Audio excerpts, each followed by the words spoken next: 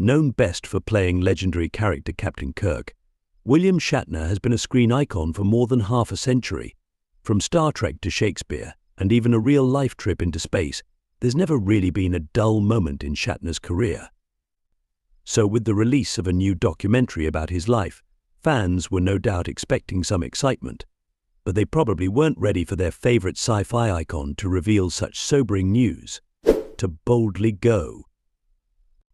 In 1966, Shatner boldly went where no man had gone before, subsequently spending 3 seasons on Star Trek as Captain Kirk. He remained a primetime regular in the 1970s with guest spots on the likes of Ironside and Hawaii Five-0. But the lure of the Enterprise proved too hard to resist. In the 1980s, Shatner reprised his most famous role in several feature-length spin-offs. Away from Star Trek. Away from the franchise, Shatner also enjoyed success with starring roles in crime procedural T.J. Hooker and David E. Kelly shows The Practice and Boston Legal. He also got the chance to showcase his funny bones with comedic turns in Loaded Weapon 1, Airplane I, the sequel, and Miss Congeniality. And in 2023, the actor decided it was about time he reflected on his eventful life in a documentary film. You Can Call Me Bill, helmed by Alexandra O. Philippe. You Can Call Me Bill premiered at the festival SXSW in 2023. And as well as focusing on Shatner's decade-spanning career, it also doubled up as a meditative piece on death. This was a subject that the Star Trek icon had been forced to deal with throughout his later years: family trauma. In 1999, for example, Shatner lost Noreen Kidd, his third wife, in a tragic drowning accident at their Studio City home. It was the actor who found the 40-year-old's body, an experience which understandably left him traumatized. But discussing the aftermath in his 2018 autobiography, Live Long and What I Learned Along the Way, Shatner recalled, "I was completely lost. Dark thoughts." Shatner went on to admit that he had struggled with dark thoughts in the wake of his wife's death.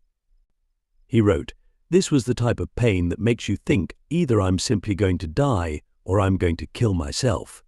The intensity was so strong that for a time I told myself that rather than living with that pain, it is much better to feel nothing." Overcoming grief. Thankfully, Shatner managed to overcome his grief, and he later established a foundation named after his late wife, which aimed to assist other women in overcoming their substance abuse issues. In 2021, Shatner told the Irish Times newspaper, "Women come up to me and say, 'You saved my life, but not me, it was Noreen. She did that.'" Journey into space. Shatner was once again left thinking about his place on Earth in 2021 when he made the remarkable journey into space, and this time for real.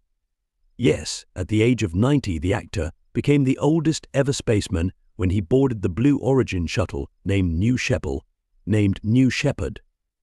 Unfortunately, the trip appeared to send Shatner into a pit of existential despair. No mystery. Yes, Shatner was initially excited to look out the shuttle's windows thousands of miles above the surface of the Earth, but his intrigue soon turned into despondency, as he later told the press. Shatner said, "When I looked in the opposite direction, into space, there was no mystery, no majestic awe to behold. All I saw was death, black emptiness." The downhearted Shatner continued, "I saw a cold, dark, black emptiness. It was unlike any blackness you can see or feel on Earth. It was deep, enveloping, all-encompassing. I turned back toward the light of home.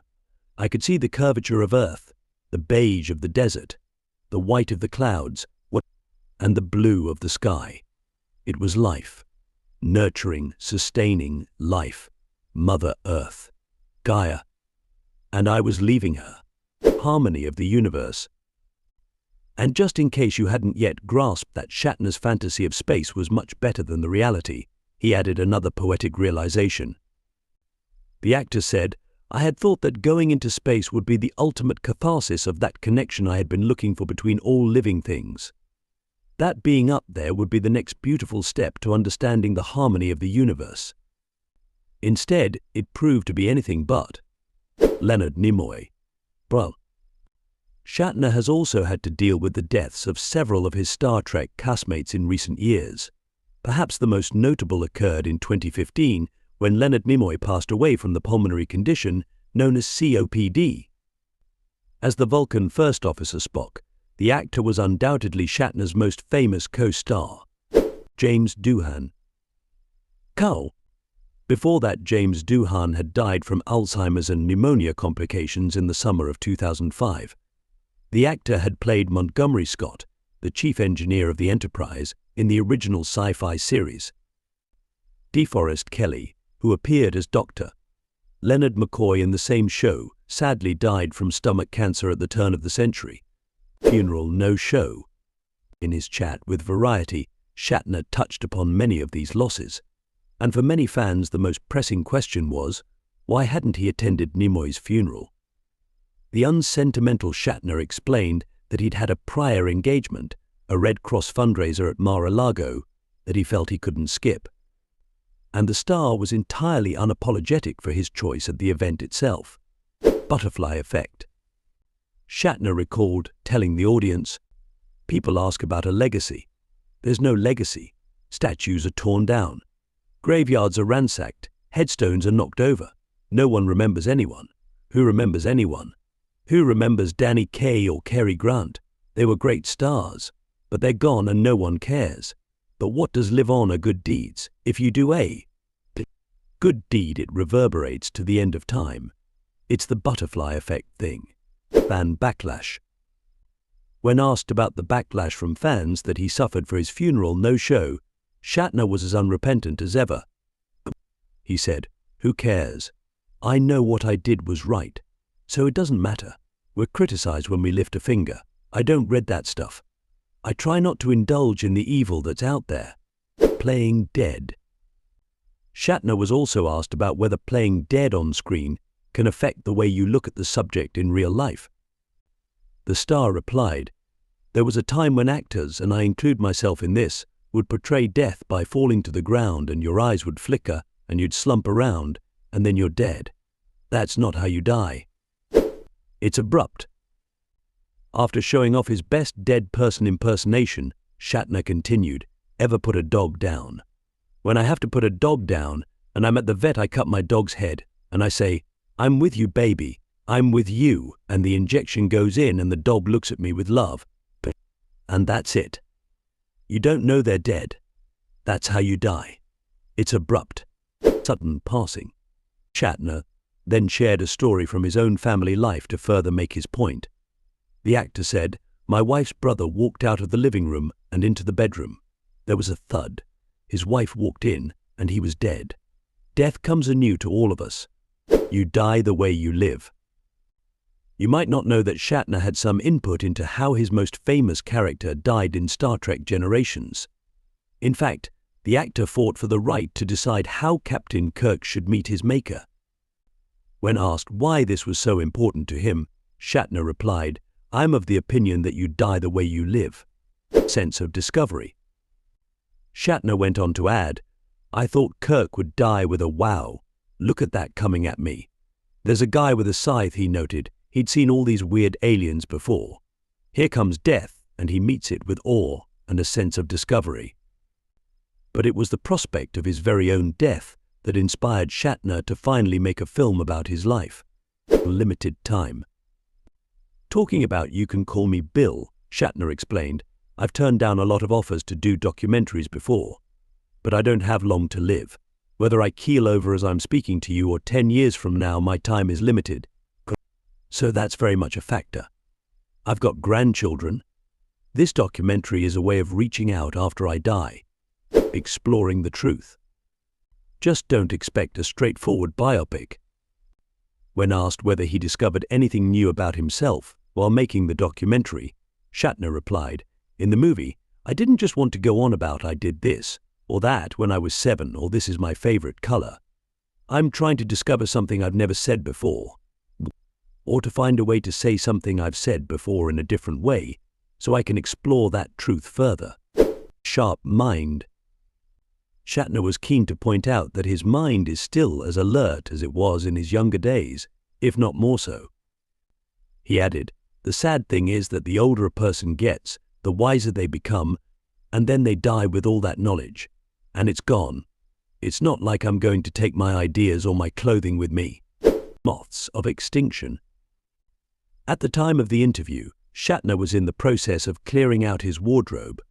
But it wasn't just material possessions with which the actor was concerning himself. In a typically poetic manner, Shatner said, "What am I going to do with 90 years of observations? The moths of extinction will eat my brain as they will my clothing, and it will all disappear." Touching observation. But the most touching observation about Shatner's remaining time on Earth revolved around his 3-month-old grandson Sebastian.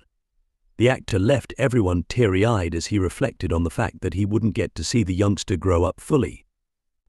But Shatner tried to comfort himself by envisioning what Sebastian would be like in the future. Envisioning the future. An unusually emotional Shatner said, "You look into his eyes, and you can see the aspects of what he will be like. If hunger and disease and bad fortune don't disturb him too much, he should become this wonderful, amusing human being.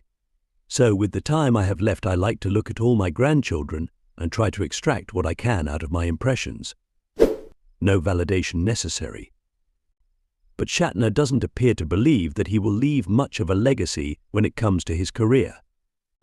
Referring to the wildly popular Star Trek movies, he said, "They'll be good for another 10 years, maybe 5. I've made all these films that are popular, so I'm sure they'll pop up every so often. But I don't need validation from a film I made in 1982, Future of Civilization." Shatner ended the very candid interview by addressing his response to his Blue Origin adventure, and 2 years later he still feels as despondent about the future of civilization. He said, "When I came out of the spaceship I was crying, just sobbing, and I thought, why am I crying? What's going on? I'm in grief. What am I grieving about? I'm grieving about the world, because I now know so much about what's happening. Beyond tragic. Pray." Wrapping things up, Shatner said, "I saw the Earth and its beauty and its destruction. It's going extinct. Billions of years of evolution may vanish. It's sacred, it's holy, it's life, and it's gone. It's beyond tragic. We stupid. Animals are destroying this gorgeous thing called the Earth. Doesn't that make you angry? Don't you want to do something about it?"